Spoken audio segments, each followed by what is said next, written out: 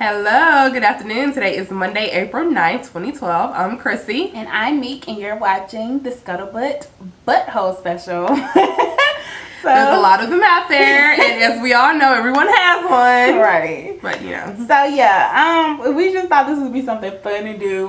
We do have bloopers, and we did bloopers last season. Yeah. But this season, we're going to do all buttholes, like, stories that we found that are, like, bizarre and crazy and just, you know, out of control. And as you know, we do one butthole per week when we normally do this show, but sometimes it'd be more than one, and we don't know which one to choose.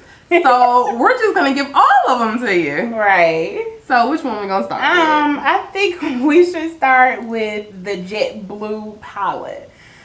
Recently, was this Thursday or Friday and that craziness happened? I don't remember. It was this week though. Yeah, it was this past week. Yeah. So his name is Clayton Osborne. I don't know how to exactly say it, but he had a freaking meltdown. And he's a pilot, like he's flying the plane. He has a meltdown.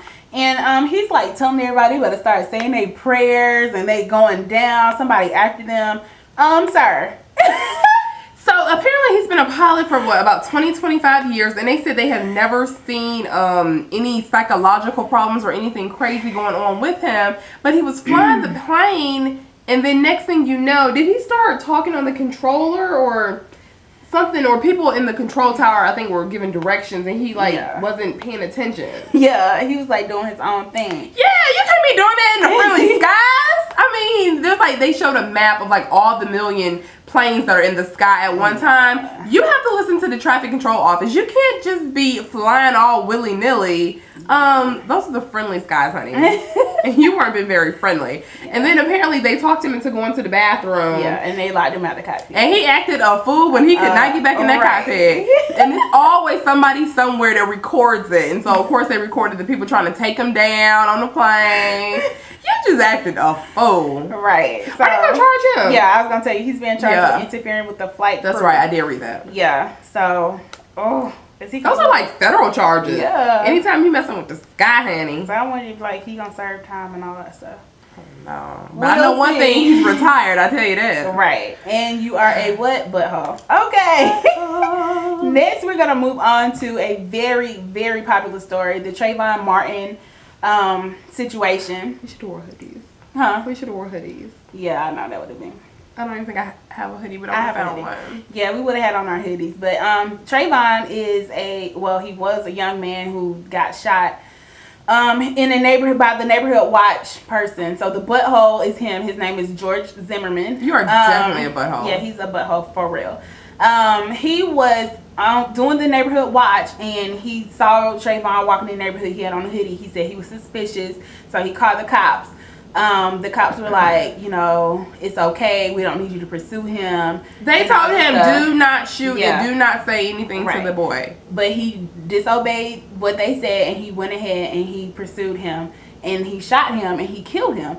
And he's saying that it's self-defense. But we can hear on the 911 calls where he's like, Trayvon is calling out for help and everything. I actually have not even heard the 911 calls because it's so sad, and I keep hearing so much around the stories. Like, I really don't even want to hear it. But one of the neighbors was on the Today Show, and she said she could hear him crying out for help, and she knew it was not a grown man. Yeah, because they said it was Zimmerman who was crying out for help because Trayvon was attacking him. Yeah, that don't even make sense. My thing is, arrest him, charge him, give him time, and keep it moving, because there is a child dead. Because he has not been charged. He hasn't been arrested. He hasn't, like, he's chilling at his house. Regardless of the situation, that young man did not come to your door. He did not come to your house. He did not say anything to you. Yeah. He did not put up any kind of fight towards you or to start anything with you. And he's dead. That's the point. He's dead. And there's no reason. No justice has been served, so that's... It's no reason for it, and I hate it. I feel so bad for his parents. I feel so bad for him. Do they have any other children? Do you know? I'm not sure. I think so, though, but I'm not sure. A brother and a sister, I feel so bad for them. That has got the whole family. I don't even know what I would do. Upside down, and nothing's been done. So we're praying for justice in this situation. But George Zimmerman, you are a butthole. You're definitely a butthole. And speaking of this incident, Spike Lee, you're a butthole. You're definitely a butthole. Let me tell you something. Now, I'm new to Twitter. Everyone knows that. I'm new to Twitter. I've been on Twitter for about a month now. But at least I got the good God common sense before I would retweet something to make sure it sounds okay. You took it upon yourself to retweet. I don't even know who initially tweeted you with the information, George Zimmerman's address. But you took it upon yourself to retweet it, and it wasn't even the right address. The poor people who live there have moved out of their home. They have nothing to do with the real butthole George Zimmerman. People have called their house and threatened their house and probably have been to their house. Yeah, probably. All because of you. And I mean, I understand that you apologize and you put on your Twitter to leave the people alone, blah, blah, blah. But what's done is done. Yeah. Why would you not check that before you retweeted it? You could have Googled the address to see if it was really his address. I mean, I don't even understand that. Right. But you're definitely a butthole for that. Yes. Them poor people. Alright, so the next butthole.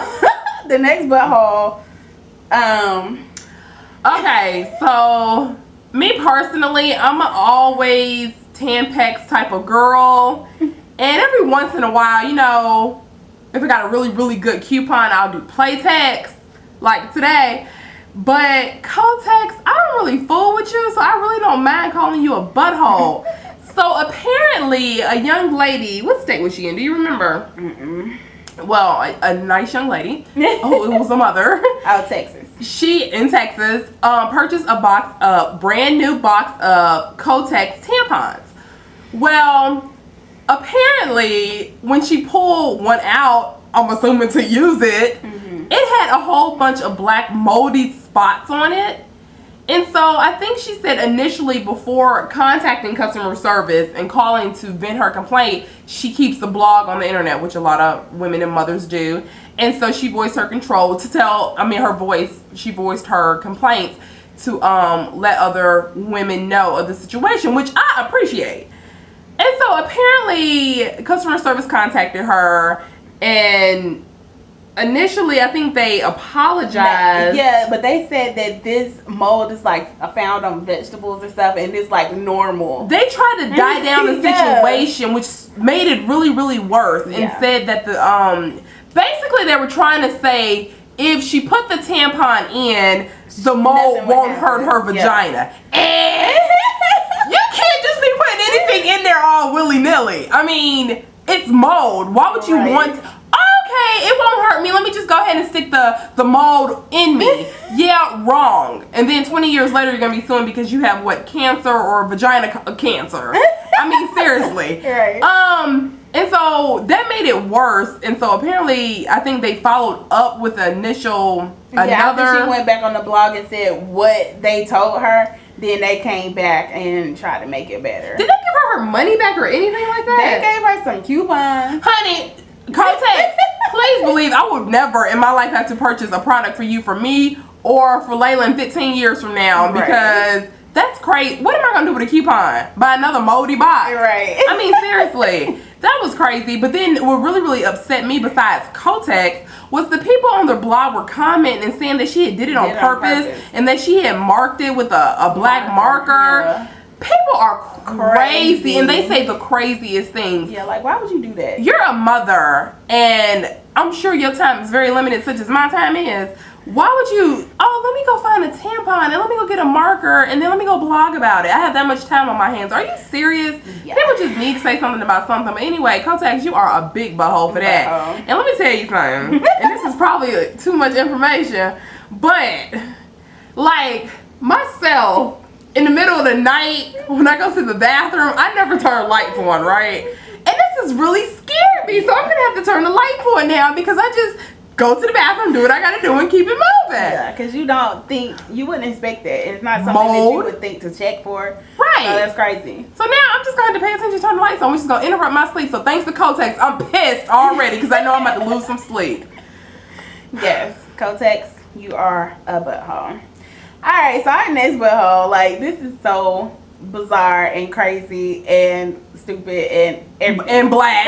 Right. So this butthole, his name is Laquan Washington. That's the start of this mess. He's 35 and he's from Louisville. Why did he assault his mom? His mama. Because she told him to get his own cup of Kool-Aid. Kool-Aid. Girl. First of all.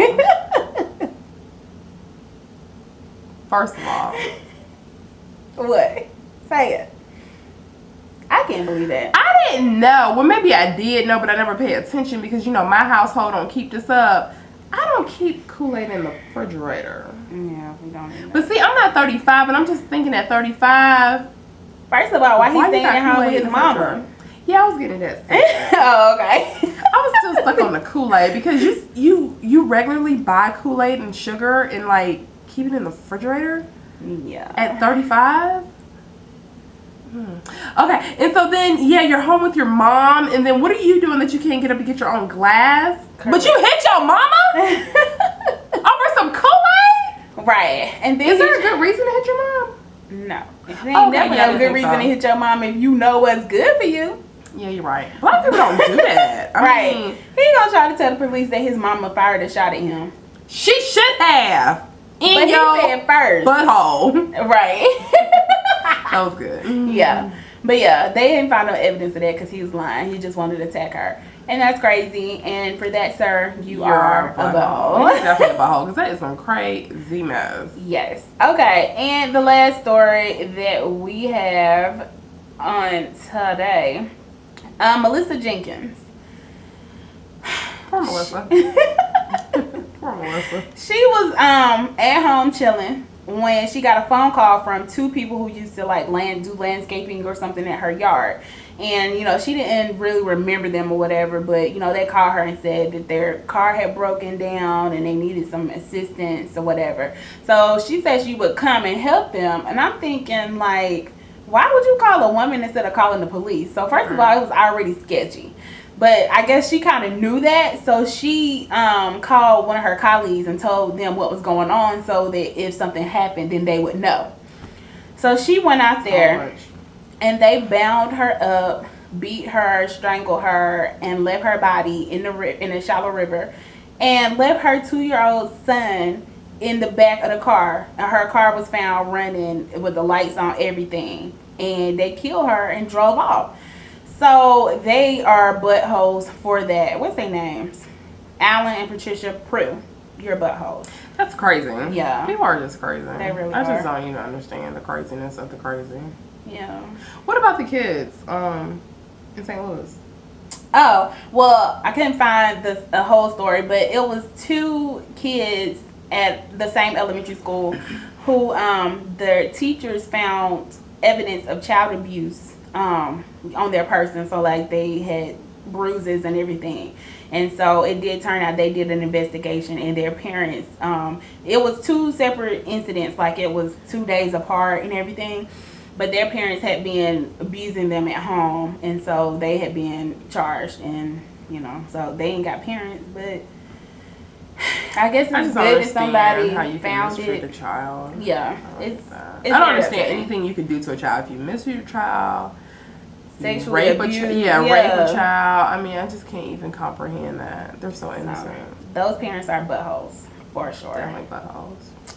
So yeah. So that's the butthole special. And I'm sure we'll have more to come. More buttholes. Maybe we should do a spotlight special. We gotta get a whole bunch of good news. We get more than bad news. All right. That's a bad thing, but we'll try to divvy up some good news for you. Yes. So that's it for the week. Enjoy your week. Watch the shows that we normally discuss so you can be in the know of the conversation. Yes. And all that good stuff. Enjoy your spring. And until next time, deuces. Smooches.